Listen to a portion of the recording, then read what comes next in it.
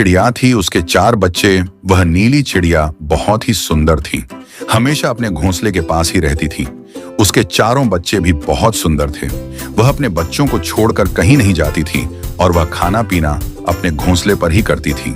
एक बार एक भेड़िया की नजर उस पर पड़ गई। भेड़िया ने सोचा, अगर यह चिड़िया यहाँ से चली जाए तो मजा आ जाए, मगर चिड़िया जाने का नाम ही नहीं ले रही थी।